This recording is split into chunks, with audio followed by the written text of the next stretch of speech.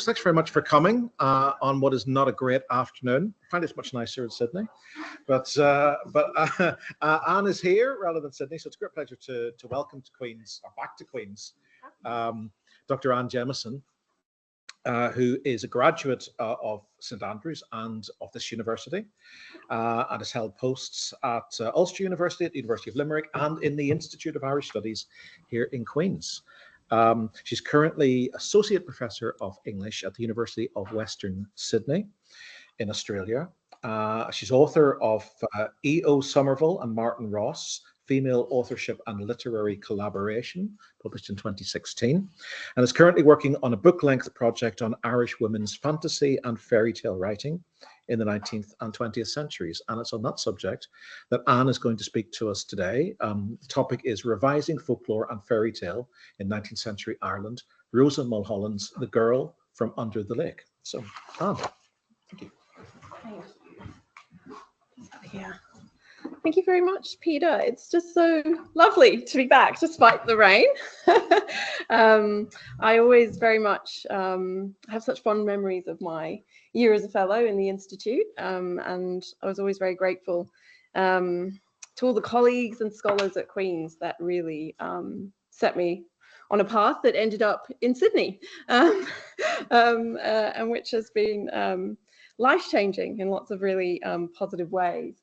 So, as Peter was saying, I've been focusing on fairy tale, Victorian literary fairy tales, and thinking about how a lot of 19th century Irish women writers also engaged in that very big literary culture of fairy tale literature in the Victorian period. So my main focus for today's paper is Rosa Mulholland's short story, The Girl from Under the Lake, which is actually set in Northern Ireland. The lake is Lough Neagh, and it comprises a very loose revision of Hans Christian Andersen's fairy tale, The Little Mermaid, and it transplants the setting of that tale onto the shores of Ireland, and very much within an Irish Catholic middle-class domestic setting as well. And so the paper is going to attempt to read Mulholland's story through the lens of the Victorian literary fairy tale, but also the broader Victorian practice of revising European fairy tale and folklore in the period. I mean, obviously, fairy tale culture derives from oral European stories that gradually were translated into a print culture and translated often from quite an adult audience to a more child-focused audience as well. Given the relative obscurity of Mulholland and some of her writing, the first part of the paper is going to offer some biographical and cultural context within which I read the story, as well as some of the broader culture of Victorian literary fairy tales within which she's engaging with writing and publishing.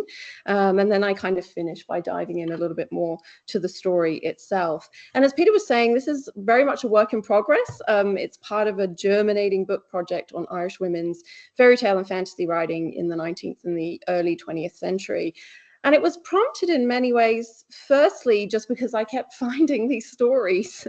So when I was doing research in Irish children's literature of the 19th century by women, I kept finding these fairy tales, which were very obvious revisions of really quite popular, The Little Mermaid, Little Red Riding Hood, The Three Little Pigs, and they kept popping up here and there. And so I was prompted to kind of look a little bit more seriously into some of these things.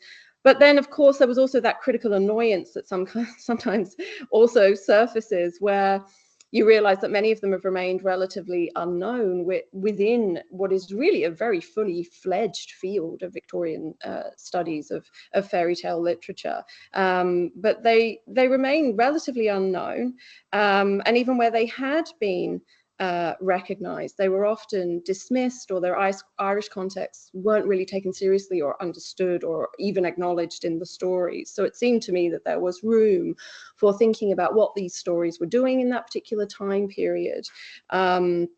Fairy tale literature has long been recognised in Victorian and broader 19th century literary cultures as a side of cultural production that reflected broader adult anxieties and social concerns, one which was often concerned with a changing world, and particularly with the changing role of women in that world too. So that's one of my particular focuses.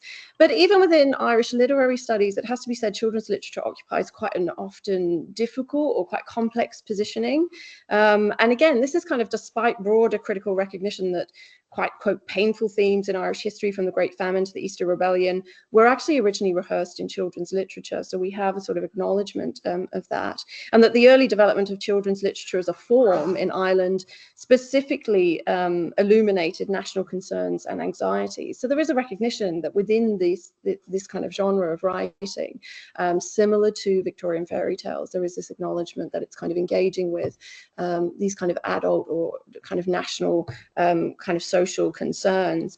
Valerie Coughlin suggests that the paucity of critical inquiry into Irish children's literature partially lies in the complexities of defining the genre, a process, she says, that invokes questions relating to language, market, national and cultural identity.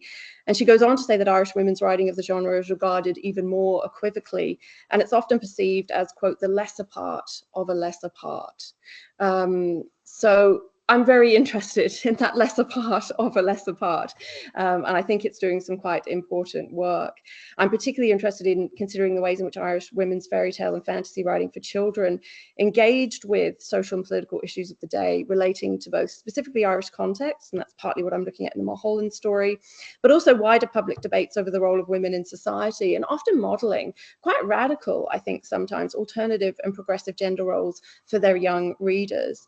And I also want to think about, and again, this is what I'll be doing in the paper, exploring how these texts navigated the socialization of Irish children within both colonial and national narratives, and engage with how these texts particularly were positioning the young Irish girl within narratives of an emerging Irish nation. There's a lot of fantastic work that's been done on the new woman figure in Ireland. People like Tina O'Toole, for example, have written brilliantly about that.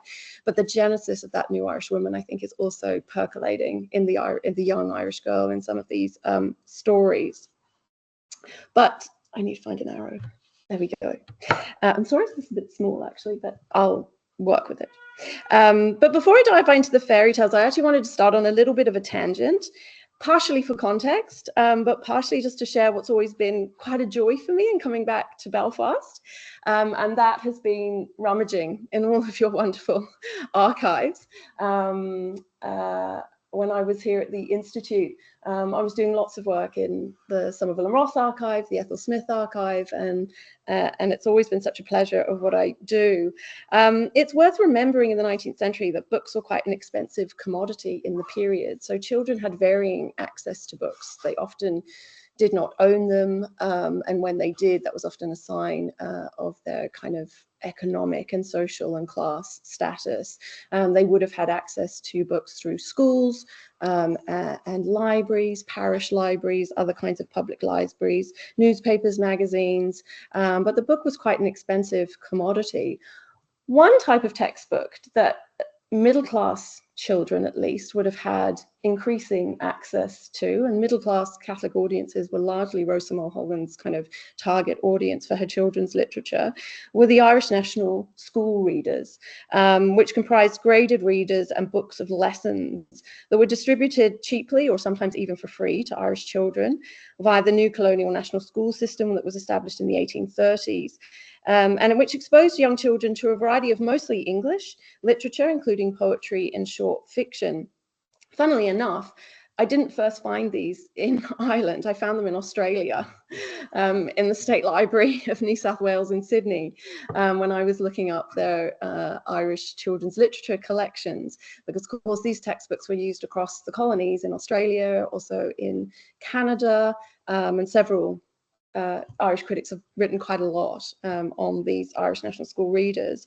But one of the things I think we often miss when we're studying children's literature, particularly historical children's literature, are the voices of the children themselves.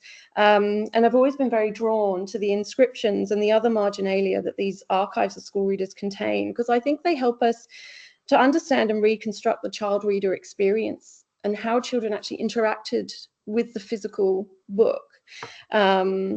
how they responded to them, as well as the kinds of cultural behaviours and received ideas of book ownership and book culture that they clearly picked up on and that you can begin to kind of find. It's also an example of what they were being exposed to in some of their reading, and so it's a way of kind of thinking about what they're looking at in terms of when Mulholland and some of the other Irish writers that I'm looking at were publishing. But I just picked out a couple of examples, more for fun than anything else, of some of these lovely books that are both at Queen's and also in the Ulster Folk and Transport Museum as well, in their book collections. So this one's just a couple of examples of the ways in which the children often annotated, particularly the literary texts that they were engaging with in the school readers. They would often write out lessons in the flyleaf. So the lovely one here of a kind of worded maths problem that doesn't seem to have changed much actually from the 19th century. I was looking at it and thinking it's the kind of thing my kids still bring home for homework. But they often wrote out their lessons and they did sums. They annotated their text thinking about words that they didn't know. A very studious young child here who's put in the birth and the death dates of Charles Dickens in their copy of A Christmas Carol, which is lovely. This is a great one. This is a student, Edward John Turley, who I think does a better job actually of figuring out his pronouns than some of my students today. So he's sort of written out a lesson there of kind of listing the pronouns, a little grammar lesson there from the 19th century.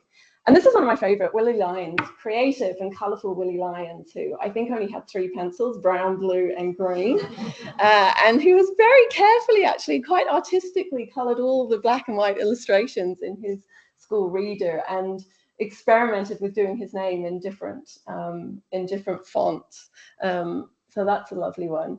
And this coming to a more serious point, the children, and again, thinking about received behaviors around book ownership and book culture.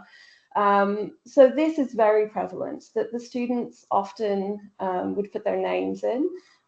They often experimented throughout the book with how to write their name, and then in the flyleaf, they obviously got out their best pen and drew lines, and then did it very, very carefully. So they often would put their name, they would often put a date, they often put where they lived, or they would often put where they attended school. Poor John McAvoy couldn't figure out if he lived in County Down or County Armagh, but he figured it out in the end, I think. But again, it's really important in terms of, I think it's really important in terms of considering, as I say, one of the messages I often feel that I'm getting from some of these transcriptions in the flyleaf and throughout the book is a sense of ownership. Yes, there's a sense of class ownership as well, I think, a little bit in them, but also a sense of their emerging identities, of who they are, those experiments with their names. I was here. They're also leaving their mark in these books. And I've never actually seen a copy of this book, so I'm also including Winifred Letts in my project. This is a copy of a book that's down in Trinity College, Dublin, and it was actually discovered by one of their MA students who was taking the MA in children's literature. And again, this sense of kind of leaving your mark, this is a wonderful find. Annie Fairs was an orphan in Dublin.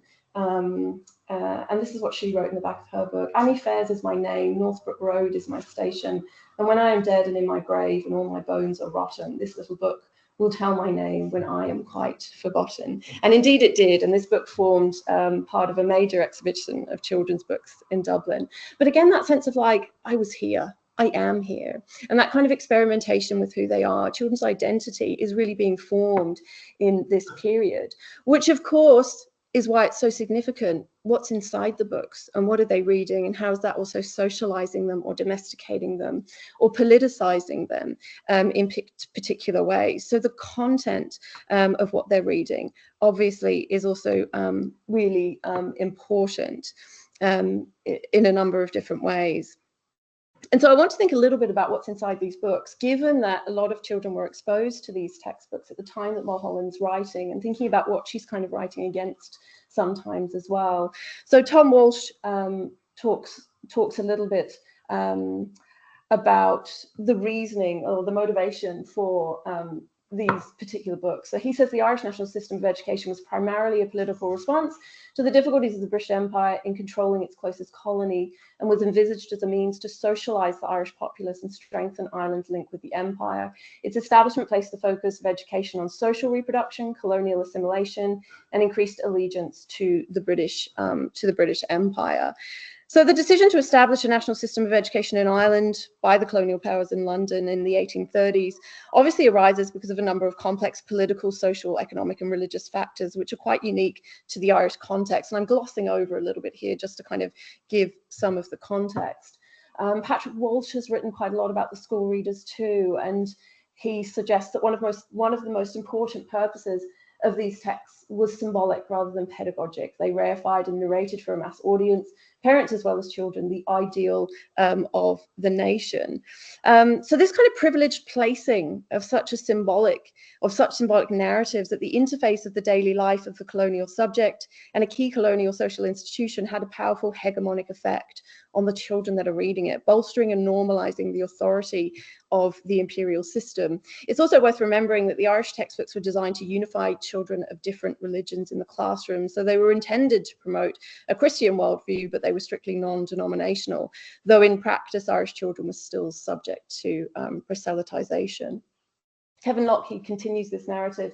He says that the books were notable for their irrelevance to everyday Irish life. They did not contain detailed information on the geography, history, or culture of Ireland, and viewed the world through an overtly imperial lens. They demonstrated an attempt to normalize the ideology of imperialism, legitimize a dominant culture, and secure imperialist control.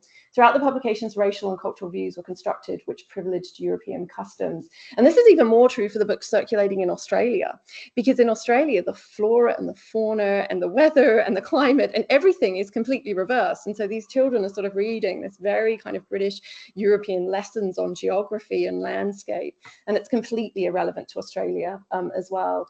Deeply racist. There are quite a lot of essays about Indigenous peoples, both in Australia and other kinds of colonized countries that obviously follow a very racist discourse. So these textbooks in many ways shift the knowledge of the Irish child reading them, both in terms of academic knowledge and religion, to create a citizen of the empire rather than a citizen of Ireland. In this way, and in the mind of the child, the effect is to dissolve Ireland as a separate entity in the mind of the child and relocate it as part of the imperial centre. So that's just a bit of background on some of the things that children were reading. But what else were they reading? Of course, they were exposed to many different kinds of literature. And the thing that I'm particularly interested in is the fairy tale literature that quite young children would have been reading in Ireland at the same time. Fairy tales have their own narrative, as I was saying before, deriving from European oral folk tales and then being sort of domesticated and tamed slightly in many ways for a 19th century child audience. And Maria Tater's written quite a lot on this, and particularly the ways in which some of the more earthy humor, as she puts it, burlesque twists and bawdy turns of phrase were kind of modulated to make room for moral instruction and spiritual guidance. She also explains how they were actually a good fit, actually, at the time for kind of 18th, 19th century children's literature, because much of that period was dominated by already cautionary tales and exemplary stories. These were the two principal models available for producers of children's fiction and biography, and they exercised a powerful influence on writers who were turning folk tales into stories for children. And I've just given a couple of titles of some of these cautionary tales that you get from the 18th century. I think my favorite one is the last one, which is The Adventures of a Whipping Top, illustrated with stories of many bad boys who themselves deserve whipping and of some good boys who deserve plum cakes. So the titles themselves are just fabulous. I'm not quite sure about the content. But once fairy tales entered the realm of children's literature, they took on a very protective and didactic colouring that has been virtually impossible to remove. Rather than toning down scenes of violence for children's stories, writers often added moral lessons that in their eyes gave them license to emphasise or even exaggerate descriptions of punishment and often death in the stories. Authors of conventional cautionary tales were sometimes enlivening their own dreary depictions of virtue rewarded and vice punished by dwelling on the naughty, corrupt and evil deeds of children. So they become quite colourful. One great example actually is the story of Little Red Riding Hood. There are many oral versions of the story, but the original, the one that most of us know, is quite different from the original folkloric tale that would have circulated orally. And just to give an example of what I'm talking about, or what Maria Tate is talking about, that domestication of the tales, many oral versions of Little Red Riding Hood comprise ribald stories with a heroine who spends a good part of the narrative undressing while provocatively asking the wolf what to do with her bodice and her petticoat and her stockings. And this is after dining on the flesh of her grandmother. She then tricks the wolf into freeing her by asking if she can go outdoors to relieve herself. So really kind of the taming of the stories is a real taming of the stories. So in the process of translating the tale into written text for children in the 18th century by figures like Charles Perrault, and in the 19th century by the Grimm brothers, the story of Red Riding Hood was transformed into a solemn cautionary tale warning children about the perils of disobeying mother's instruction, as well as unchecked female curiosity and desire. And as several critics have already demonstrated, an oral tale that originally emphasized the strength of the female protagonist and the empowerment that results from her brush with the wolf is turned in the 19th century into a tragic story of violence, where the girl is actually blamed for her own violation. So there's a lot of kind of gender, there's a real gendered narrative there. Christina Bachelaga writes about the two versions, the two literary versions that were circulating in the 19th century. One where the wolf is killed at the end of the story, and the other where the girl actually remains inside the wolf's belly. And she says that whether Little Red Riding Hood survives her journey into the outer world or not, the girl is inside when the tale ends. She's inside the wolf's belly for Perrault, or her grandmother's home for the Grimms, devoured or domesticated, charged with sin, or in charge of the feminine hearth.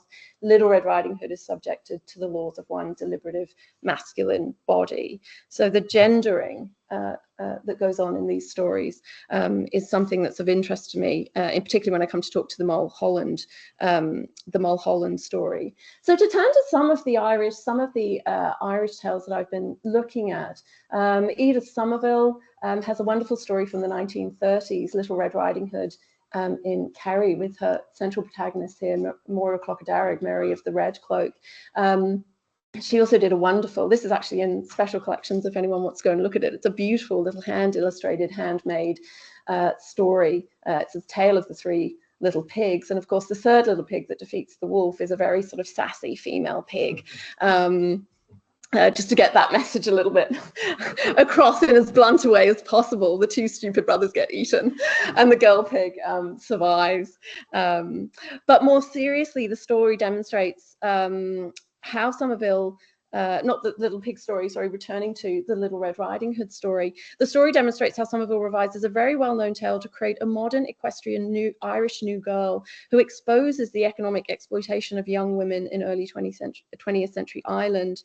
Embedded in the renewed agitation for land under Ireland's 1933 Land Act, the story explicitly subverts the commonly understood moral of Little Red Riding Hood, which was popularised in the late Victorian period in the early 20th century through the proliferation of the Grimm's version of the story and Charles Perrault's version of the story.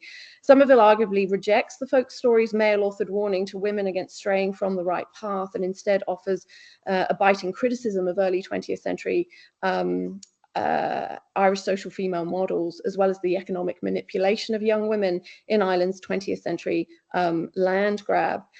But this is a good example, actually, of a story that gets, completely dismissed by some of the really big figures, actually, in fairy tale criticism. So Jack Zipes, for example, singles out the story as typical of the orthodox fairy tale revisions of the 1920s and the 1930s in England and Ireland.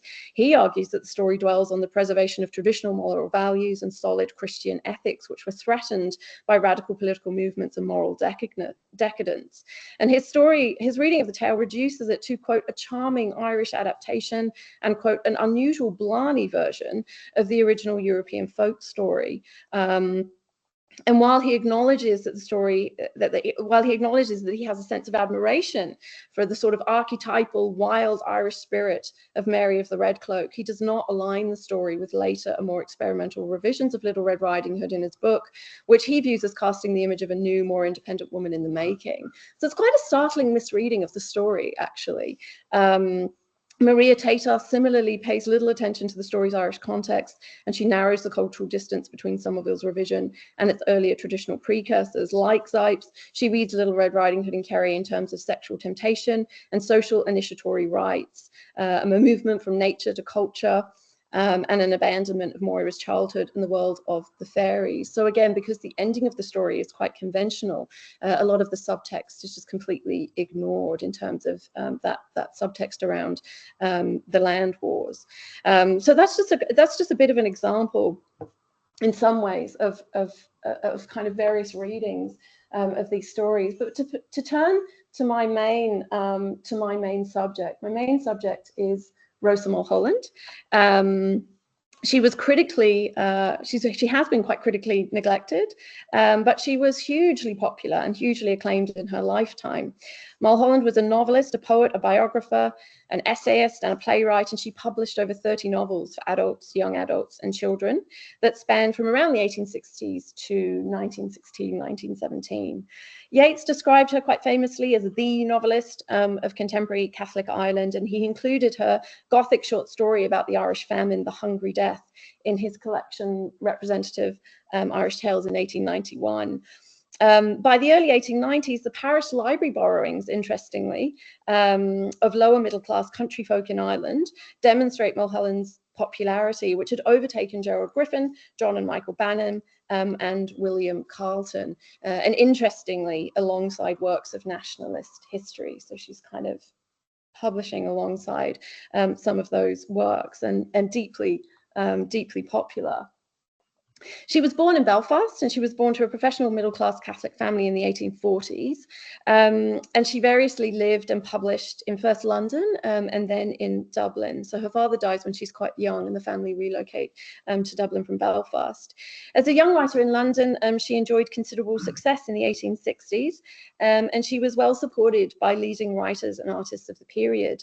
Her writing was encouraged, for example, by Charles Dickens, who published her short stories and serialized her second and third novels in his very big literary magazines, Household Works, and All the Year Round. So she was courted by quite a lot of the leading kind of authors of the period in London.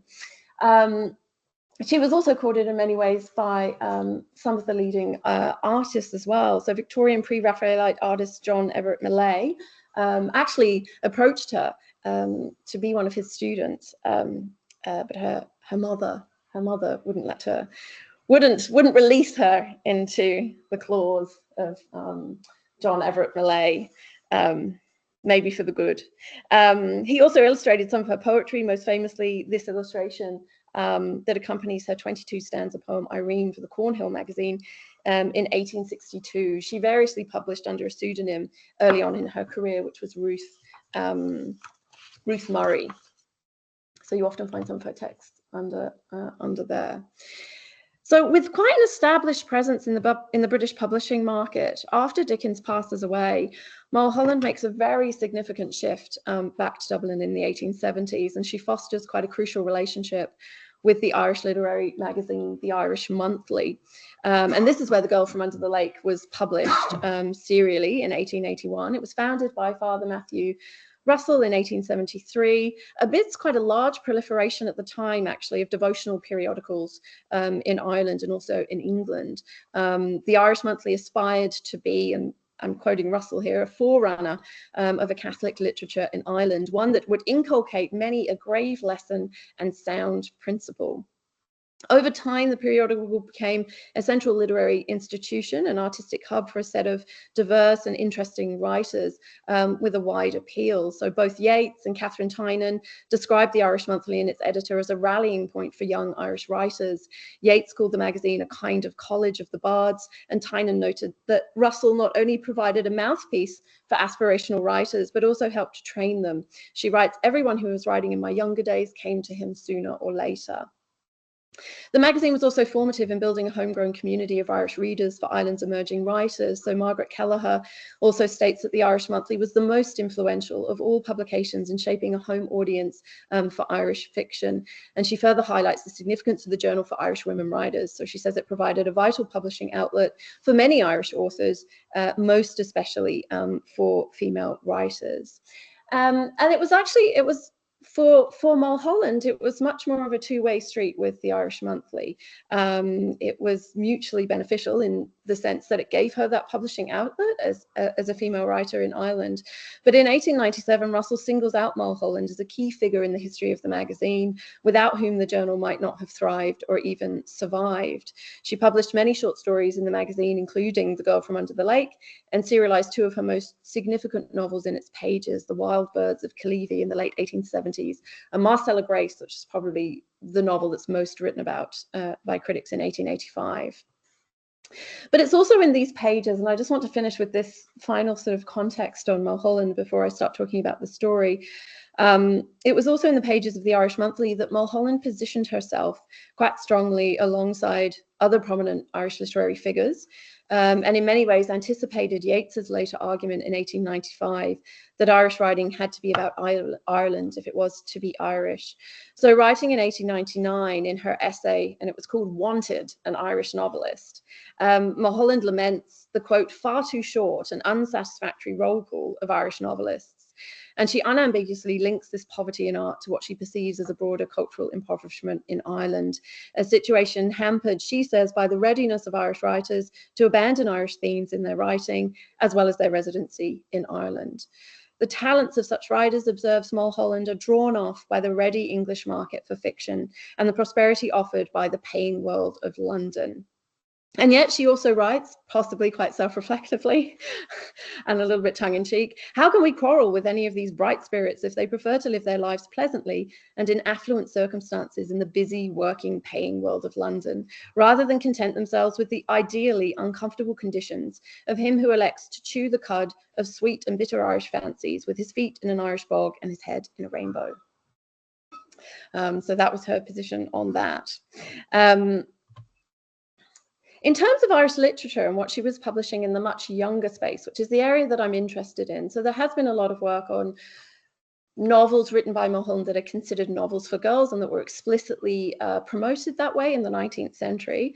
In terms of her children's literature output and predating some of her more well-known books for adolescent girls in the 1880s and the 1900s, Mulholland also engaged in a very intense period of publishing for young children in the 1870s and the early 1880s. So she published 4 books, most in the fairy tale genre, and they were published by Irish publishing company Marcus, Ward & Co. They were lavishly illustrated and marketed as Christmas gifts for children. And in the same period, Mulholland's writing quite a lot of short stories for children in the Irish Monthly, in what appears to be a somewhat irregular children's column in the journal that kind of appears and disappears. I can't quite fully track it just yet, but it's there. So I want to turn my attention now, given all these different contexts of what are children reading when she's publishing this story? What are they being exposed to through school readers? What are those larger contexts of like Victorian literary fairy tales? And how is Mulholland beginning to position herself in that culture? And why is she doing it? What is the utility, or how is she using the fairy tale as the kind of vehicle, possibly, for some other things relating to this idea of children's text as a mode of socializing, or children in particular ways, and how's that pushing against the grain of some of these contexts that we've been talking to. So I wanted to begin by giving you the backstory to the Little Mermaid. So The Girl from Under the Lake is a very obvious revision of Hans Christian Andersen's The Little Mermaid, which was first published in 1837 and then first translated into English in 1845. It's a little bit different to the Disney version, which we may all be familiar with. I didn't know the story actually until I started doing this research on children's literature, but a little bit the same, a little bit different. The endings are always catastrophically different. Usually not in savory ways. But I'll give you the backstory to this first so that you can understand what I'm talking about in terms of how she changes the story, because it's often in the way they change them. So it's the things they make different that are really interesting in the revisions, and why they change them. So Andersen's original fairy tale is expressed through a very transparent religious allegory. I mean, that's the sort of first thing to say. It follows the structure of a traditional Bildungsroman in terms of both its framing and narration as it relates to the maturation and self-actualization of the young protagonist of the tale's title. Andersen's Little Mermaid yearns to gain an immortal human soul through the realization of her love for a human prince on land whose life she has saved from the sea. And to do so, she makes a demonic pact with the sea witch. So we kind of, Disney follows this bit. And she gives up her voice and her mermaid's tail in exchange for a human body and a fixed period on land to win the affections of the prince and the merging of his human soul with hers. The mermaid fails in her task. This is where it starts to go wrong. It's not Disney. And is given the fateful choice of either, beautiful ending, either murdering the prince that she loves or facing her own demise. And of course, being a woman in the Victorian period, she chooses the latter. And this ultimate act of self-sacrifice results in her spiritual resurrection at the end of the story, where the Little Mermaid is afforded a second chance at gaining an immortal soul through 300 years of useful service to the human world in spirit form. So a slightly tragic ending for the Little Mermaid in the story. Rosa Mulholland gives us a slightly better ending, you'll be glad to know. So The Girl from Under the Lake, published, as I've already said, in the Irish Monthly, serially, in 5 parts. I say it's a short story, but it's one of those long 19th century short stories that we'd probably think of as a novella. It appeared during the period of greatest production of both children's and fairy tale literature in Britain, as well as an increase in the amount of specifically Catholic fiction marketed at young readers, both in Ireland and abroad. A growing Roman Catholic middle class created a demand for books by Catholic writers such as Mulholland and Mary Ann Sadler, for example. According to James Murphy, such writers were keen to create a positive image of Ireland and normalise their position in Victorian society, and they often achieved this through mitigating the adverse and violent images of the Irish that were circulating in English cultural and social discourse, as well as defending Catholicism against the charges of boorishness and superstition. There are a lot of really nice priests in Mulholland's writing that try to do this. Not in this story, but in lots of her other books. They are there working hard against these English cultural and social discourses. Much of this kind of thing is really explicit in this story, though, particularly in the depiction of the Irish Catholic social and domestic family at the centre of the story. Mulholland very explicitly does away with that thing that fairy tales always do, which is they often have a very generic setting. So they're never set anywhere that we recognize. We read them and we feel like they're old, but we don't really know the time period, but we know they're not of the time period that we're reading them. So she immediately eschews with all of that and sets it bang slap in the middle of Northern Ireland and on the shores of Lough Neagh. The other thing that she does is she also kind of situates it within one of the origin stories of the lake as well. So I'm not going to read this full blurb, but the gist of it is that there was a bunch of people, they weren't very good, and so their city was drowned, but then they were allowed to survive as water fairies. And so when you look into the depths of Lough Neagh, you can see the shining towers of old beneath the lake. There's lots of origin stories for Lough Neagh, by the way, as I discovered when I was doing this. There's one, somebody throwing something, a giant throwing something across, yeah. But this is the one that she chooses for various reasons that we'll kind of look at. So again, so immediately she's kind of diverging from that sort of tradition of fairy tales, and she's making it very specific where the story is set, and she's making it quite culturally specific as well with this origin story of the lake. I'll give you a very brief summary of the story so that you can follow the rest of my argument. Like Andersen, Mulholland's fairy tale details the story of, in this case, not a mermaid, but a young water fairy called Neagh. She also longs for a human soul and is attracted by the light of heaven above the water. In order to achieve her wish to live on land, she has to exchange her life in the loch and exchange her water fairy magic with a human child. And luckily she finds this child, this young girl child, Runa, who seeks, quote, to be her own mistress and escape her mother and a string of nurses. So Runa throws herself into the lake and they exchange, they swap places. On land, Neagh is adopted by a Catholic middle-class family, but her prince turns out to be a crippled and impoverished Irish-Spanish youth who has recently returned to Ireland and is scorned by everyone except Neagh. The two fall in love, but Pedro's unhappiness at his social ostracization, so he's crippled and impoverished and ostracized from society, compels Neagh to reclaim her fairy gifts, though not actually go back to live under the lake, and restore Pedro's health and his wealth. But this comes, as usual in stories, at a great cost. So this releases Runa from under the loch, and she's pretty tired of swimming around being a water fairy at this point, and realizes her error in throwing herself into the lake to escape her mother. And she casts unfair aspersions against Neagh for imprisoning her in the water. She steals her fairy magic for herself. Neagh disappears into the mountains with an angel at this point in the story. It gets slightly bizarre. Pedro becomes ill again, not physically, but sort of psychologically ill through the avaricious life that he leads with Runa. And then there are various plot machinations whereby Neagh returns to the story. Runa loses her powers and jumps back into the lake. Pedro is reduced to an impoverished cripple again. But Neagh and Pedro live happily and are content with their lot. Except at the very, very end of the story, and of course, because it's a fairy tale, we have to have something. Their life of piety and charity eventually enables a magical restoration of Pedro's health and wealth. So we get our happy ending in the end. But like Andersen's original tale, Mulholland's narrative is thus structured by an explicit religious allegory. Neagh's journeying from the dark depths of the lake up towards the light. And we get this repeatedly throughout the story, the dark, the light and the dark, the move from nature to culture, the move from the child's world in the water to a more complex adult social world that Neagh has to navigate. So her journeying from the dark depths of the lake up towards the light and the warmth of heaven becomes symbolic of a sort of Christ-like redemption narrative, which is very similar to the Andersen story. Neagh's orthodox fairy tale narrative, a maturation and a movement from deprivation to fulfillment, foregrounds her physical and emotional suffering, from her bleeding and sore feet, which she has at the beginning of the story when she arrives on land, to her social ostracization, and her pious acts of charity and goodwill to those less fortunate than herself are writ large in the tale.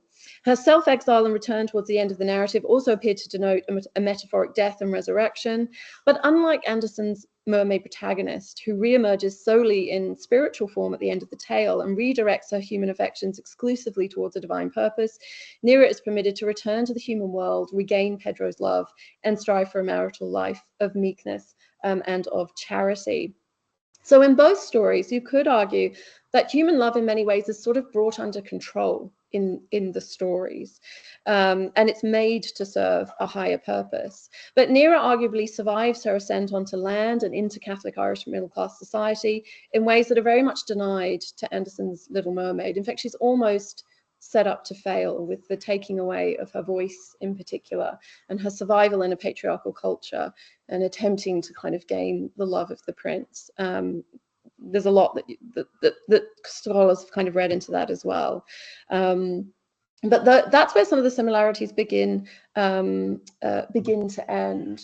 And I wanted to just introduce some of the ideas that I'm really interested in looking in the story is this idea of female piety, and also of female charity and reform and philanthropy. So the story, so when Neagh arrives, people think she's an angel at first. They mistake her for an angel, and she actually has to remove her wings because she feels like she's not going to be able to survive in this world with wings.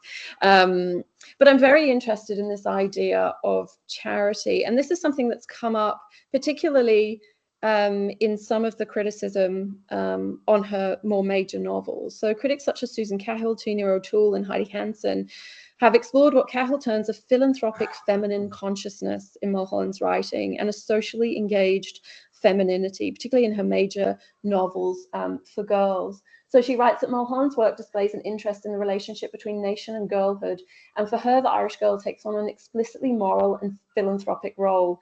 For Mulholland, the economic and the artistic must yield to a philanthropic and nationalist purpose, and this is only achieved in Ireland and with benefit to the Irish population. At the same time, critics like O'Toole and Hanson have noted the limits to these text philanthropic approaches to islands' social ills, and the missed opportunity often for radical social and political reform. So Hanson kind of sums this up. She says, a returning female exile is a reformer engaged in philanthropic projects to improve the situation of the poor. And this is very much a Victorian model, I think, of philanthropy and charity and reform, but also the idea that the protagonist belongs to Mulholland's own class, and the solution to Ireland's social and economic problems is seen as charity and reform. And the problem with this is that any awareness of structural or political reasons for Ireland's poverty is absent. So the idea that if we just go in with charity, that we can kind of improve Ireland's lot. And Margaret Kelleher has written very well about this as well in Mulholland's story that I mentioned earlier, the Gothic story based on the Irish famine, the Hungry Death. And this is how Kelleher puts it: the personal engagement of the philanthropist serves to displace political analysis in the stories. And while I agree with a lot of this, I do find it interesting because I think in some of these stories for younger children, it's the place actually where Mulholland actually comes a little bit more face to face with analysing the politics of the situations in which she is exploring, unlike some of the literature for adults or for older children. So that's what I want to think about a little bit. How does Mulholland sort of slightly escape some of this charge of displacing political analysis? If we don't quite achieve the radical political and social reform in the stories or in these novels, there is a kind of imagining or a sort of prefiguring of some of that, I think, in some of this writing. Have I gone past the slide? No, I haven't. I just moved something around or lost something. Okay. Oh no, I'm okay. I was going to say, so part of what I focus on in the story is the lake itself, because while the lake is always figured as darkness, and then there's the heavenly light of the land, it's not just a place of darkness. It actually serves as a symbol in many ways of Ireland's past freedom and independence, but equally as one that Mulholland is quite critical of at the same time, particularly a sort of masculinist Gaelic narrative. And my argument is that she thinks quite carefully in the story about how that actually requires reform. So it's not just this idea of kind of charity for the poor, but that idea also needs some kind of transformational revitalization to serve a future imagined island. Early on in the story, the narrator tells us that the sun shining on the lake reminds us of the same romantic sentiment expressed in the patriotic poetry of Irish Catholic poet Thomas Moore. So these lines in bold are quoted in the story, and we're reminded of Moore's poetry and of this particular poem in particular. And the narrator recites lines from Moore's poem, Let Erin Remember the Days of Old, from Irish Melodies, published in 1846. And these are the lines. On Lough Neagh's bank as the fisherman strays, when the clear cold eve's declining, he sees the round towers of other days and the waves beneath him shining. And these lines have been used everywhere quite a lot. So the narrator kind of recites these lines, and a lot of this poem is kind of alluding back to pre-colonization by Britain beginning in the 12th century, the Anglo-Norman invasions, the long faded glories of the past. So while the lake is perceived as a kind of darkness, at the same time, she makes it quite explicit that the lake is also kind of embodies in many ways this particular romantic sentiment about Ireland. And I want to think about how Mulholland appropriates this discourse a little bit, and perhaps quite differently from the ways in which the poem has been read in critical discourses. So Leith Davies, writing about Moore's melodies and writing about this poem and others, says that while Irish readers of the melodies could see their own desires for independence expressed in the work, and he's talking really about the way in which Moore's poetry kind of modulated between Irish and English readers, trying to kind of suit everybody. English readers saw romantic images of Irish defeat and subordination. Although the poems welcome the idea of an independent Ireland, they also constantly defer the fulfillment of that nation. Ireland's independence is either long ago and now remembered, or still to occur.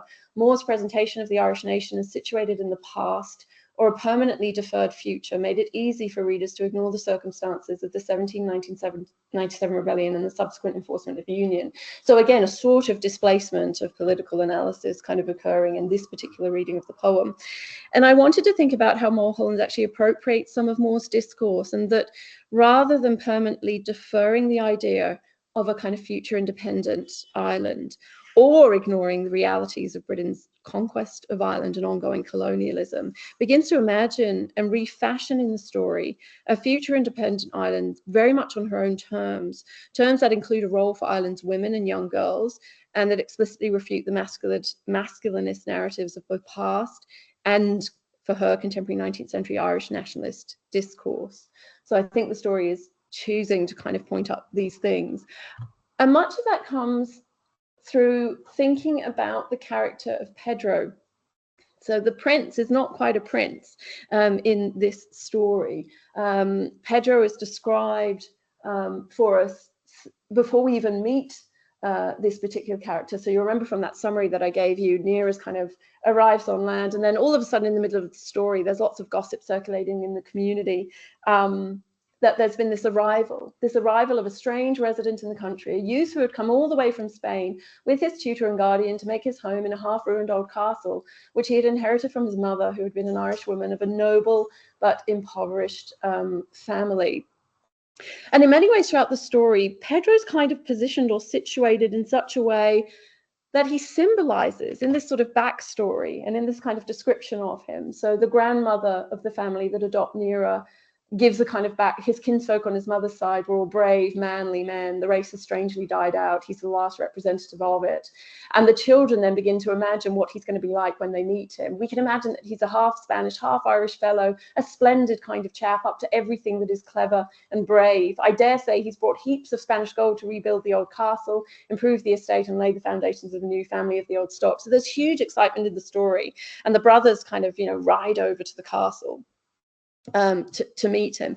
And Pedro becomes sort of represented in some ways of both a sort of heroic masculine Irish past, including through his Spanish heritage and that sort of alliance there with Spain and Catholicism and that particular relationship, but as well representative of kind of current faded glories as well, arriving impoverished and crippled back to Ireland. And so these descriptions of him are sort of set him up in this very symbolic way in the story. And we get lots of this every time we're kind of meeting Pedro.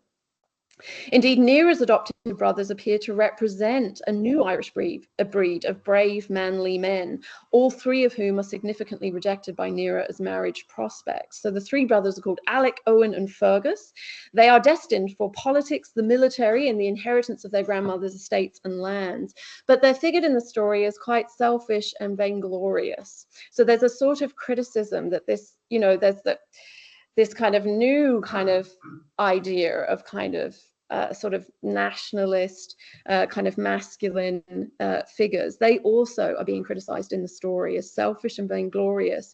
Children that prize their own achievement in these fields for their social status rather than any kind of national or social goods in the story.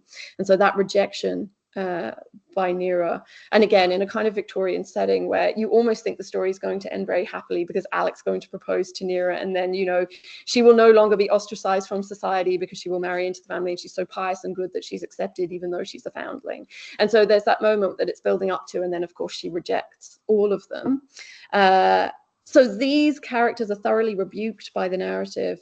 And they're rebuked as a kind of cankerous sore at the heart of the Catholic middle classes, that as we kind of reimagine this kind of glories of the past being refashioned in the contemporary moment, she's actually deeply critical. Of those things. And Pedro then becomes this figure, this returning Spanish hero who is in need of rehabilitation in a particular way. And that rehabilitation takes place by Neagh's hand in all sorts of ways, not just the regeneration of his wealth and of his health, which goes badly wrong the first time that she does it, almost because she's not doing it out of her usual sense of sort of charity and piety, but really to kind of sort of help Pedro, but again in this kind of individualistic way. So he's kind of figured as needing rehabilitation. His demise and his exile is firmly situated as well in the exploits of Cromwell's soldiers and Ireland's colonial history. So the castle itself, we are kind of, if we kind of look again at the specific geography, bears quite a striking resemblance in many ways to Shane's Castle, or as it was originally known, Eden Duff Carrick. And that also was a stronghold of one of the most politically and socially powerful dynasties in Ireland. So again, Pedro is constantly being associated with those glories of the past. But it's very much the female hand that takes over. This kind of character in need of rehabilitation or refashioning, the rejection of the three male suitors that again sort of emblematize these things. And it's that I'm particularly interested in. There's a wonderful moment in the story, and I've got it up here on the slide, where Pedro's looking out the window of his castle. He throws open the sash with his burning hand, and he saw the rosy light of sunrise flushing the waters of the loch and bathing the crenellated crowns of the water towers and the crumbling old walls of the parapet with glory. And I remember when I first read that, and there's a sort of, I sort of had to read it again because I wasn't quite sure whether the towers were in the water or actually on the land. And I think it's kind of done on purpose. There's this mapping of, again, those glories of the past onto the current castle. But those glories of the past, and there's a long descriptive, I couldn't quite put it up here, but there's a long descriptive moment in the story where it is very much Neagh who's kind of refashioning the castle. So as this wealth slowly magically appears and Pedro slowly magically gets better, there's this wonderfully long narrative about Neagh's good taste in kind of rehabilitating and refurnishing in many ways the castle. So the rehabilitation in many ways of the glories of the Irish past are given to a female hand in particularly explicit ways. I think the other thing that's worth noting is the story that the restoration of the castle is not through vanity or greed or colonial exploitation. So she points at some of the reasons of Pedro's demise, and she marks that particularly in terms of colonization and Cromwell's soldiers. But this refashioning of the castle doesn't come through colonial exploitation, it doesn't come through vanity, or it doesn't come through greed, but it's built on an ethos of female philanthropy and piety, which sets the tone, I think, for the imagined future nation that she's picturing here, particularly in this kind of blurred moment of the castle and the water. The magical restoration of wealth at the end of the story, for example, is also only enough to live on. There's this lovely phrase at the end where it's like, magically, everything came back. And we're told that it's a divine intervention. And the reason that it came back is because Neagh and Pedro accepted actually their poverty. And they accepted Pedro's disability. And they lived as happily as a king and queen, we are told. And once that happens, then by divine intervention, yes, then, you know, you've showed your kind of piety, and then things are slowly magically restored. But interestingly, we're told that they're only given enough to live on. So actually that what we saw when Runa, the other girl, kind of takes over the castle, and there's this huge, you know, she's just mad, like just magics things out of everywhere. It's this really wonderful fairy tale kind of avaricious character who's just like, more, I want more. But Neagh's, and that's contrasted all the time with Neagh's restoration and rehabilitation of the castle. So it's not done through vanity, it's not done through greed. And in fact, that restoration of wealth is only just enough to live on. So some of that kind of reimagining of a more just, or kind of a moment where we could imagine a more just or socially just kind of Ireland is kind of slightly built in there. Of course, it's given away with the final ending, but it's okay. It always happens in fairy tales. So despite what seems to be a typical fairy tale and a very Christian lesson in the errors of selfishness and greed, as well as a very conventional and domesticated ending for the female protagonist for Mulholland, I do think women here become essential to the movement, the political movement towards what the story portrays as what could be or is imagined as a more free and socially just Irish nation. But specifically, it's one that has a role for Irish women beyond the home and the hearth. And I've only just begun to think a little bit more about women's role in the Victorian period and in Ireland around philanthropy. And I think it is more than a domesticated role. And Mariah Luddy's written quite a lot on this. She said, through their charitable work, they enhanced and expanded the social role of women and made social work a legitimate occupation for them. These women claimed that the importance of their contribution earned them the right to take part in the political process. And I think when we think about that context and when we read the story through that lens, I do think actually it's a really empowered moment for Neagh to be that particular kind of female philanthropist and to actually be carving out not just a sort of domestic bliss at the end of the story. The other wonderful thing about the story at the end, actually, that's quite unconventional, is we don't get that they lived happily ever after. It says, we are not sure if they lived happily or not after this.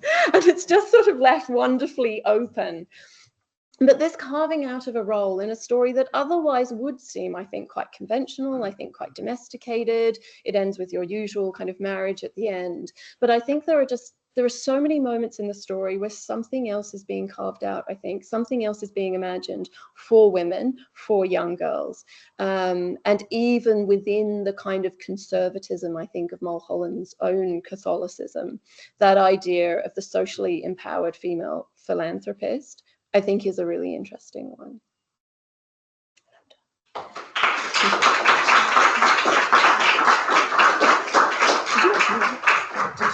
Oh, I just with the microphone pick up your answers to any questions. So we've got a bit of time. So we've got an audience online as well, an audience obviously in the room. We can take questions from either. So, sure.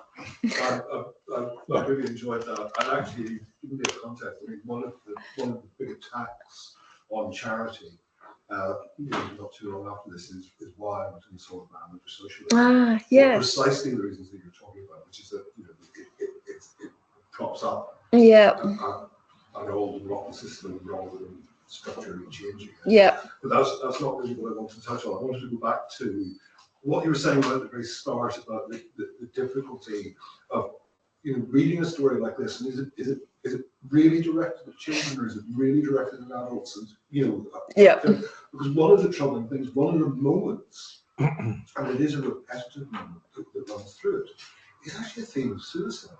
I mean, Runa because she kills herself to vex her family. Yes. And it's a sort of miracle that she survives in a world underwater. Yep. Pedro considers suicide. Yes. Nara's emergence from the lake is a kind of suicide. I mean, she's no longer the fairy. Native realm to go somewhere else, and in turn wants them to go further to the sky. And I just wonder about that as as something that you're presenting for children. The wonderful Anne Fairy poem that you put down. I mean, children are not being protected from death. No. Yeah. I just wonder if you want to say something. Yeah. Look, it's a funny one, and sometimes I actually think that even when, so for example, if something is explicitly published in a children's column in a magazine or a newspaper, we can sort of make an assumption that it's being written for children. And I think you get this with all of the Victorian literary fairy tales, which I think you almost can't categorize them, because I think even when they're writing them, and even when the intended, I don't even want to say the intended audience, but the intended publication will be sort of directed or promoted to children, I think the Victorians were also always, and I think these Irish women writers were too, always kind of writing them with the knowledge that parents would read them, and that the audience was dual, that there was always going to be an adult audience as well as a child one. And you're right, that the child, in the same way that now children will go to children's movies and they have all those little bits that we know the kids aren't picking up on and the adults are kind of sitting there laughing. And I think because even the other story, so the Edith Somerville story, the Little Red Riding Hood Kerry, in fact, that actually was explicitly written, or again, so when we think about the intended publication was for adults. So it was an edited collection of stories that she was writing, she was invited to write for. And the editors explicitly wanted all these writers to write a revision of a story tale. It was called Reimagining Fairy Tales or something like that. But then she produced her own copies and distributed them to nieces and nephews in the family. So I actually think there's no way of kind of separating them. I think they always are written possibly for both adult and child audiences. And I think the writers themselves didn't always have do you know what I mean? Like, I always think there was an intended publication, a place of publication that could either be explicitly child or adult, but in terms of an intended audience that the writers themselves may have been thinking about when they composed the stories, I think it was kind of both. I think they're very dual. And even the intended places of publication are potentially quite dual, because they would, you know, the Irish Monthly was not specifically for children. No, it's funny what you were saying, but was there a children's column there or not? There kind of, so when I say there wasn't. And you get this with a lot of 19th century periodicals where a children's column will emerge. So I was doing a lot of work on Australian 19th century women's writing for children for some time when I first started in Australia. And you'd be tracing these children's columns and you would find them, and they explicitly said, you know, column for children.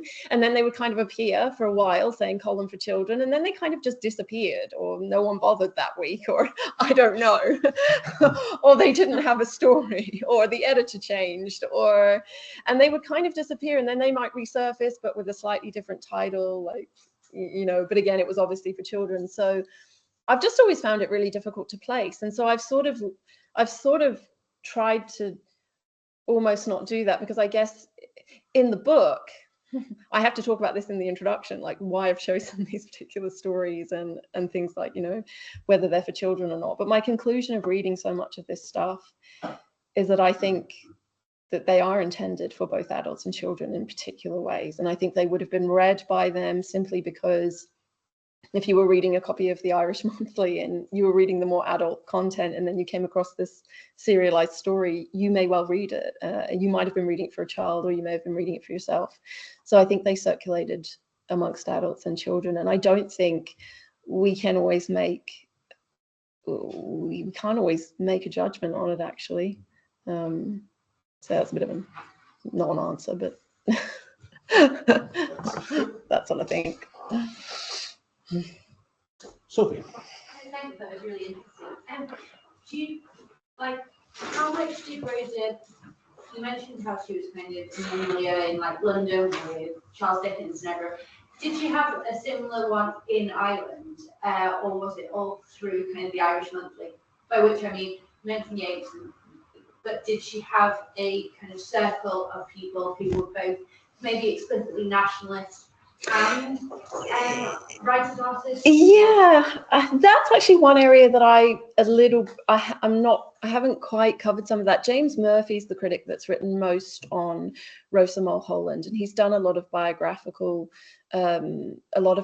stuff as well. Her family, so her sister was also a writer and an illustrator and also wrote children's books, and her family was certainly quite well connected. She's somehow distantly related to the editor of the Irish Monthly, and she did kind of establish quite a lot of networks. In terms of individuals, I don't really know what her literary network was when she returned to Dublin, although I know that many of her connections were through Matthew Russell and the editor of the Irish Monthly. In terms of specific names, I'm not sure. She was quite close at one point to Catherine Tynan, and then there seems to be some kind of a falling out somewhere that I can't quite piece that one together. There's bits and pieces of it. Catherine Tynan dedicates some of her work to Rosa Mulholland, and then vice versa, and then there seems to be some kind of rift there, and then later on it's kind of okay again. So I think she was kind of amongst those circles. I think she was very well connected, but most closely with the Irish Monthly. In fact, Russell says that the Irish Monthly wouldn't have started if it wasn't for her. So I think she was deeply kind of involved, and then her literary networks kind of span from that. But yes, I haven't put that picture quite fully together yet, and unfortunately there aren't there aren't many sources in terms of archival materials, and I am largely relying on kind of biographical work that was done some time ago on Mulholland, but it itself doesn't kind of cover that. But it's always really hard when there's no correspondence or... She's done loads of female novelists, kind of left networks. Keep wanting to say Katrina, but she's okay. But I think I'm slightly earlier, but right. The way that they kind of reflect on different things is quite interesting. So it's a shame. Yes, I mean, I know her and her sister were very close, but yes, I'm not sure whether there was a sort of female coterie of network there that she was integrated with. I know about the connection with Catherine Tynan, but I sense from, you know, I mean, her publications in the Irish Monthly were, I mean, sometimes she would publish like 8 or 9 like short stories in one, you know, in one year. So she'd literally have nearly every kind of edition. She would almost have something coming out. And there's a Silver Jubilee retrospect edition, I think, sort of 10 years or 15 years after the journal comes out, and she has a very lengthy kind of narrative on her and her involvement with the journal and her publications, and the novels that she chose to serialize. So I think it would have centered around that journal. Yeah, it would have centered around that journal, but I just, yeah, I don't know enough at this stage. So, Anne, if I could ask, yes, there's a danger in trying to read a text like this too straightforwardly or explicitly as a political commentary on contemporary events. Nevertheless, it is striking. It does emerge in the middle of the Land War in 1881, you know, which is a massive social upheaval, unavoidably, yes. And in which also, you comment, Mariah, the Ladies' Land League is emerging in 1881. You know, connecting agendas of charitable engagement, that is raising money to support evicted tenants, with the idea of the restoration of the evicted tenant, you know, which leads to the kind of New Tipperary project later that year as well. You know, so there's a lot going on, if you like, in the public consciousness about land restoration, the role of women in society, precisely when this is coming out. So is there any connection that you can see? There possibly, there possibly could be. I mean, she was very well aware and very well clued in. She actually wrote I actually literally only found it about a few days ago in Special Collections, and I can't remember the journal that she published it in, but she wrote it wasn't in a journal, actually. It was in some kind of a pamphlet that actually was describing a lot of kind of charitable work by women's groups in Ireland in the period.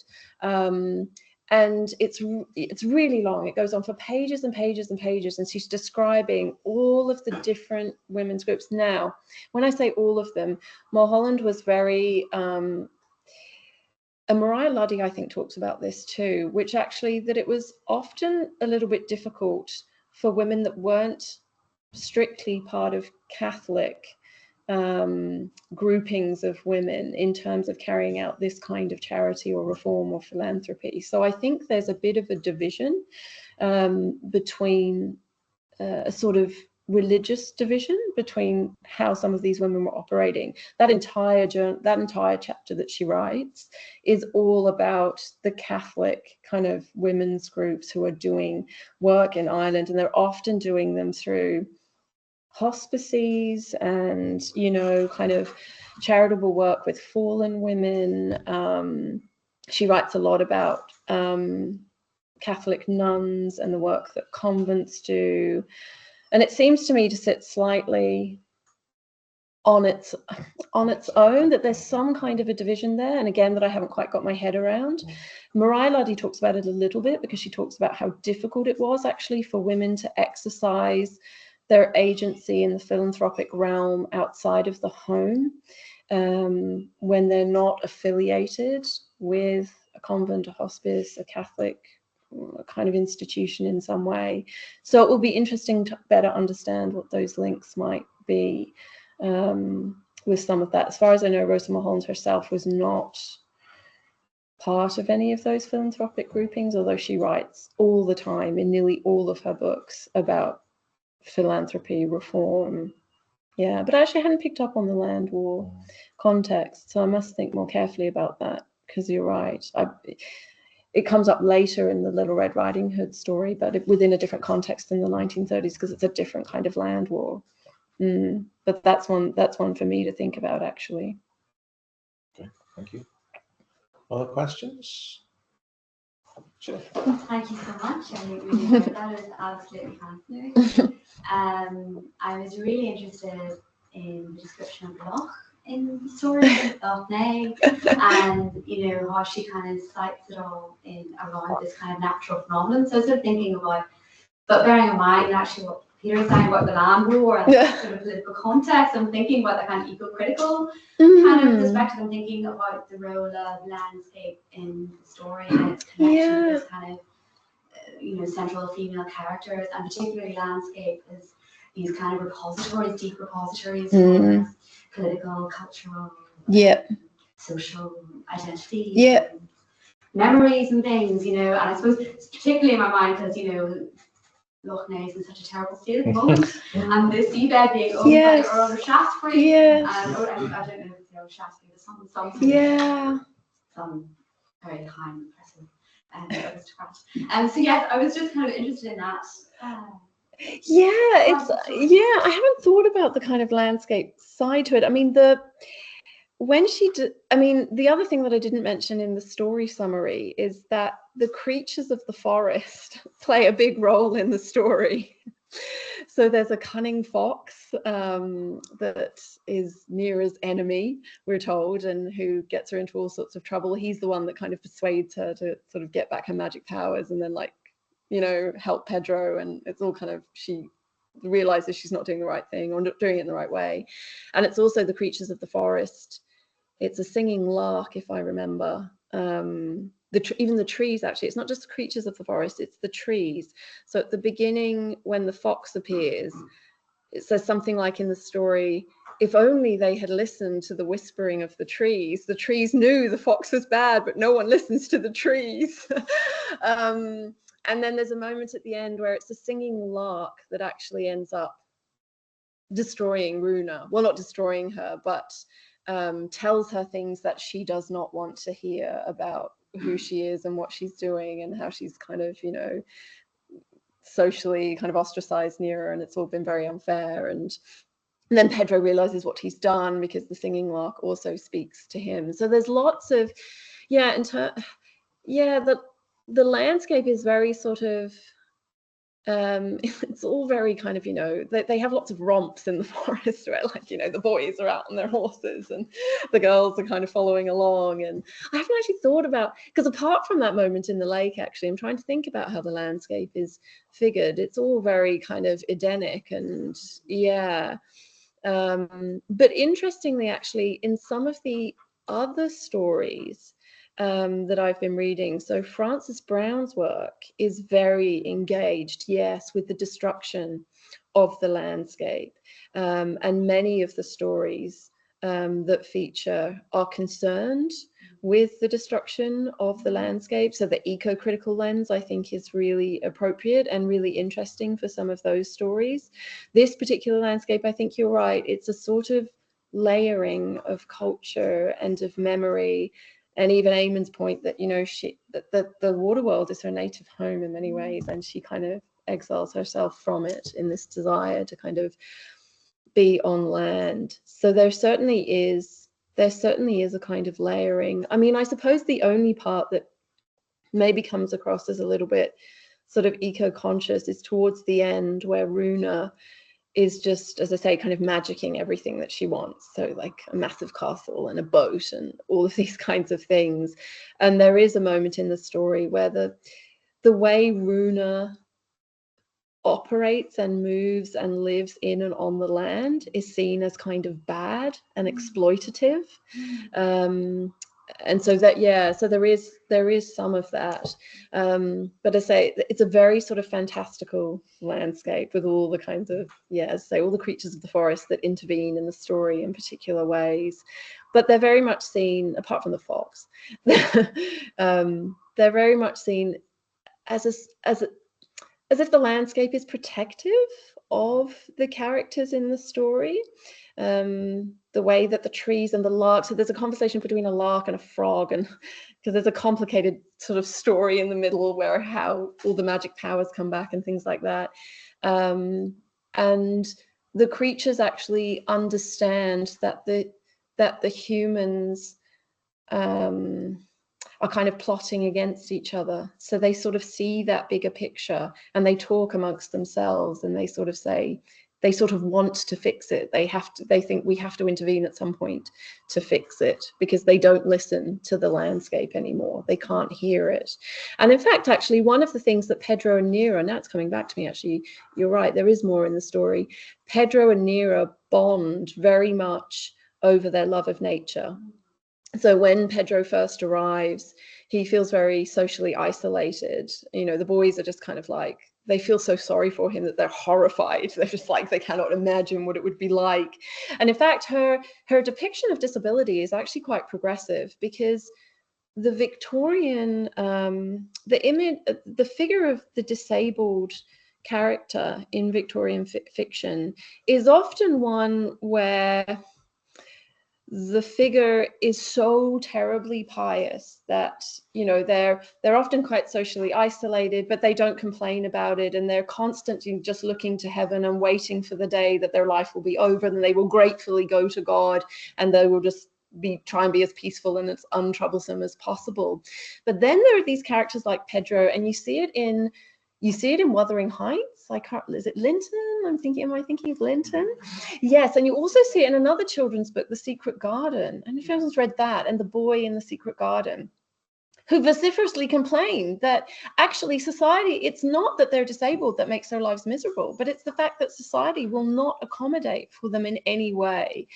And Mulholland actually has that narrative running through. Like, her depiction of Pedro is really quite interesting. I haven't gone into the disability studies area, but they bond over their love of nature because, again, everybody's like running around on their horses and doing all their sport and whatever. And there's a horrible line in the story where the boys are just kind of like, well, it'll be fine. He'll come over and he'll just sit and watch us doing everything, and that'll be good enough for him. He's not going to feel bad that he can't run around with us.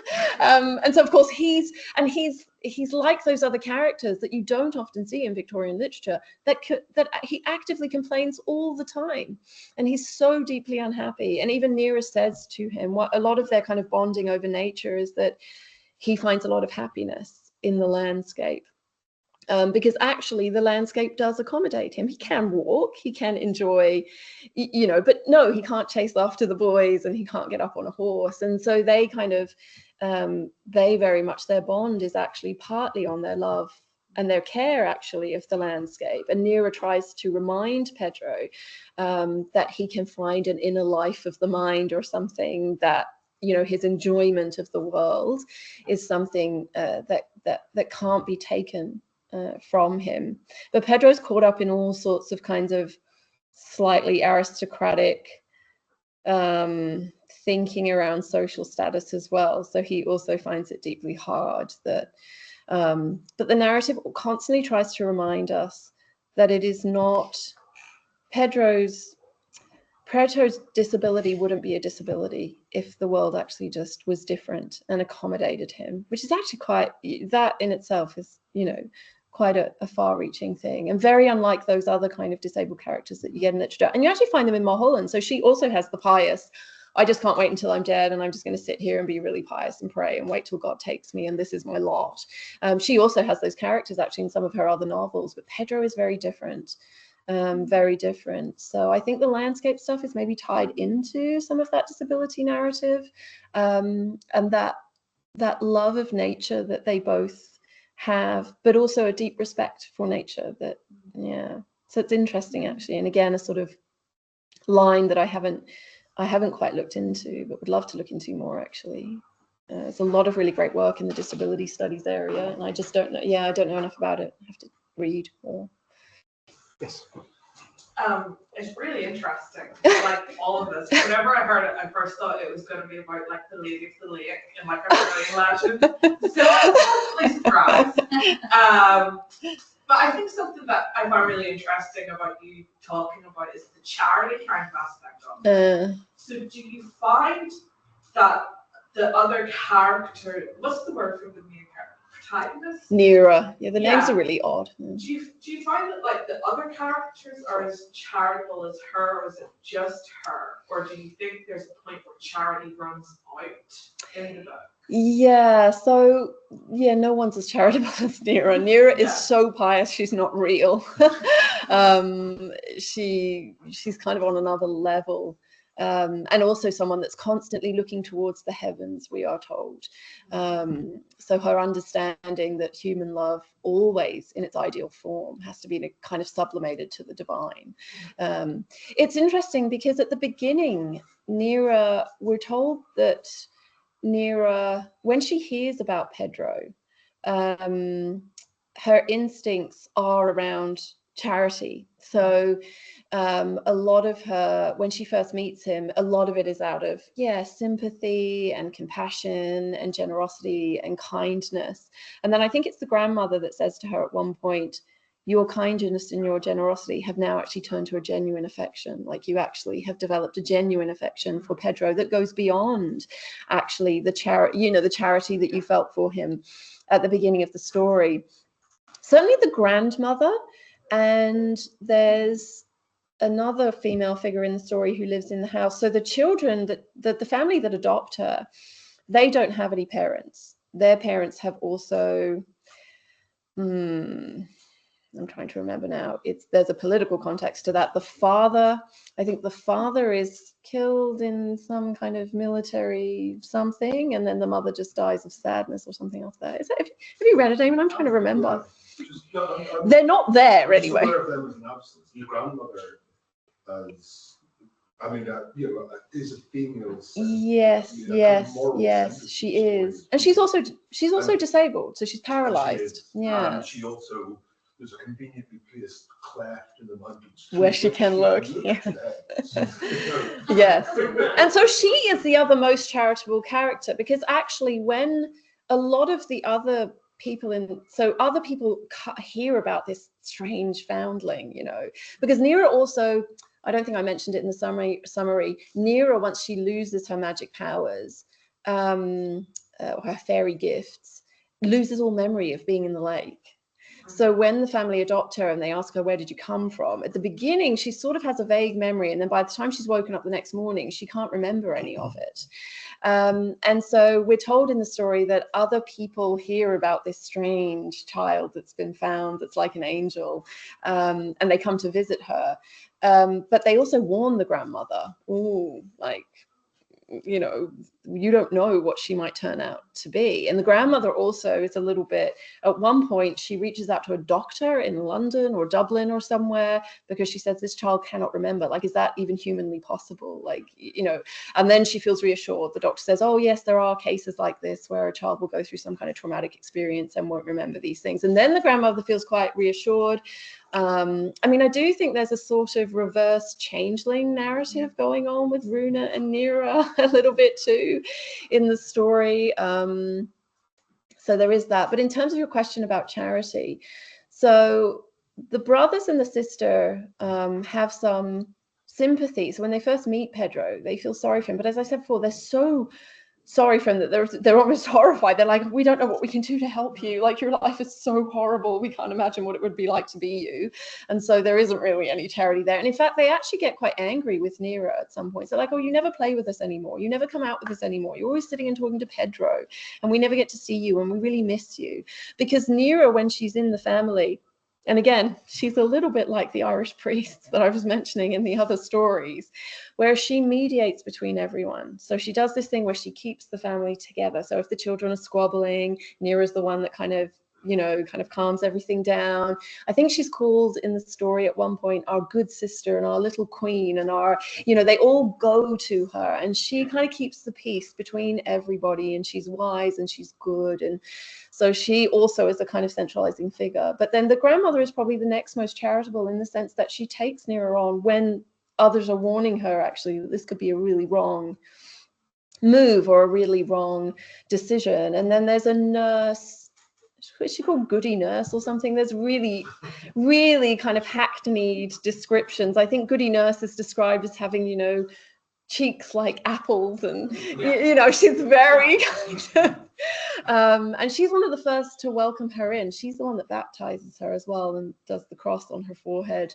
There's a moment in the story where we say that where the narrator says, you know, she kind of emerges as a blessed human child. So she's made that complete transformation from being the water fairy in the lake to being baptized as a human blessed child on the land. And so there is sympathy there. In fact, I think the grandmother and the nurse are the only two people in the story that don't believe Runa when Runa kind of reemerges and says, oh, she trapped me and imprisoned me in the lake, and she should have given me her magic necklace and she took it off me, and I was supposed to be destined to marry Pedro and she's stolen him from me as well. And the nurse and the grandmother are the only two characters that believe her and try to find her when she kind of self-exiles herself into the mountains. Well, we're told that an angel comes down and she goes with the angel to a place of peace until everything's fixed slightly, and then she comes back. But yeah, so no, she is by far the most charitable character, and the other characters are not very charitable at all, apart from the grandmother and the nursemaid. Sean, had a question? Yeah, I couldn't help wondering this, particularly in terms of Sophie's question. Where does Sir John Gilbert fit into all this? Her husband. I mean, is there any interchange between his historical antiquarian work and her work? Yeah. And in terms of Sophie's question about, you know, circles, do they move in the same? Yes. Or So are we looking at separate spheres? yes. So he passed away quite some time before she wrote a biography of her husband, a biography I have not read, I own. But I've read parts of it actually, and one thing where I do think there's a crossover, not necessarily in this story, although it might come back to your point about nature. He also had a great love of nature, and she writes extensively in the biography about his garden. And one of the stories that I had up on the screen, actually, I think it's called Puck and Blossom, which is a fairy tale, which is set again in a garden that is remarkably like John Gilbert's garden. And his interaction with nature, I think, is writ large in that particular book. Again, in terms of the circles, I haven't really, I actually haven't really looked into John Gilbert's life very much at all. My focus hasn't really been there, so it's an interesting question, and my only answer is that I don't know actually what that connection might be and what the influences might have been. The only one that I've recently become aware of is that I do now firmly believe that book Puck and Blossom comes from those lengthy descriptions. So she publishes, the biography has a lot of his and her letters. So the biography is largely made up of correspondence that she has published, often quite private correspondence. And there is only one chapter in the biography where she talks about them as a couple, as her husband. In most of the other parts of the biography, she doesn't even allude to the fact that she's writing about her husband. You might not know unless you knew. That chapter, there's one chapter about her marriage, and most of that chapter is taken up by their shared love of this garden and his interactions with nature. And I do now firmly think that particular book, I have to check the dates actually, but I do think that particular book is where some of that influence might have come into her children's literature. But yes, I don't know the answer to that in terms of the bigger influence that there might have been between husband and wife and between his circles and hers in terms of literary. Apart from the fact that my understanding from reading some parts of that biography is he was deeply supportive of her as a women writer in the 19th century. Yeah. But he's not just a boring old historian. I mean, he's early associates with people like Isaac Butt, Stephen O'Brien, and so on. Yes. Okay. The nationalist intellectuals of the right. Okay. Yes. So I think it's something. I should probably look. Yes. I admit that I have not paid attention to John Gilbert, but yes, thank you. Actually, I probably should. I probably should. Any questions online? Last chance to ask a question. Anyone else got one? Going. Great. Well, look, Anna, it's been a great session. Thank you so much for coming all the way from sunny Sydney to really Belfast to talk to us about this interesting work. And there's a book project which will come to completion sometime. Don't hold me to it. Don't hold me to a deadline. But it's going to be something to look forward to. And we'll have you back again once you've yes, I would love to be back. Back to your spiritual home of Queen's Institute of Irish Studies at Queen's University Belfast. Can we all thank Anne for giving us such a great paper? Thank you so much. So just before we break up, so there's no seminar next week. 2 weeks' time, we've got Colin Armstrong of Queen's speaking on scholarship and controversy in the 19th century Church of Ireland. Edward Hinks of Killilay, 1792 to 1866. So if that's of interest to you, join us 4:30 on Monday the 14th of October. All right, thank you all for coming. Beautiful. Thanks so much, Peter.